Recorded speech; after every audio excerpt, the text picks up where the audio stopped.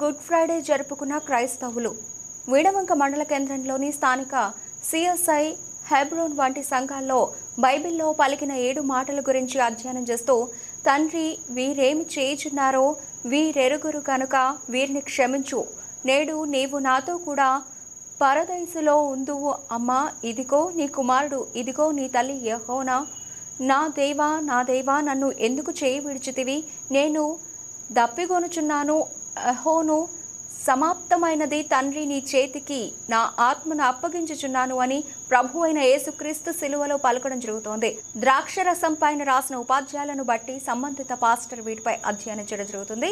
ఈ గుడ్ ఫ్రైడేను పురస్కరించుకునే క్రైస్తవులు సంతోషంగా కార్యక్రమాలు జరుపుకోవడం జరుగుతోంది.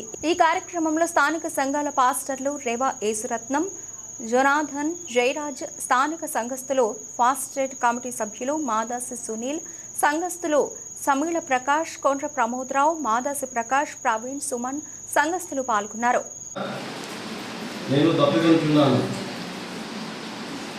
యోహాను సువార్త 19:28 నుండి 29 వరకు.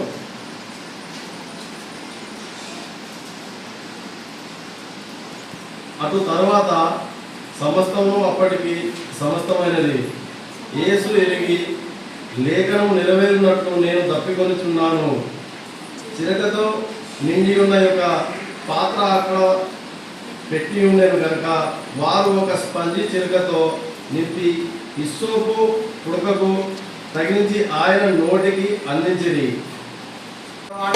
పాపం దాహం అవుతుందని వాటర్మెలన్ మంచిగా సరఫరా చేస్తుంది, కానీ నా మాటలు ఎప్పటి వినట్లేదు. వాటర్మెలన్ తింటారు మంచిగా, అది కూడా కరెక్ట్. ఎందుకంటే మరి ఈ లోకపరంగా మనకు సమ్మర్ సీజన్ కాబట్టి కదా, మరి చనిపోతే మంచిది ఎట్లయిపోతుంది చెప్పండి. మరి ఈరోజు యేసు ప్రభువు చనిపోయిన దినమని మరి చాలా మంది అలుపు చేసుకోకుండా మరి ఇల్లు కడుక్కోకుండా కూడా ఉంటున్నారు. అది తప్పు. ఎందుకంటే ఆయన మన సమస్త మానవాళి కొరకు మన రక్షణార్థమై చనిపోయింది కదా. ఈ లోకంలో మనము చనిపోయినట్లయితే అది ఒక అపశకునం, కానీ ఆయన మన యొక్క మానవాళి రక్షణ కొరకు ఆయన ప్రాణ త్యాగం చేసిండు.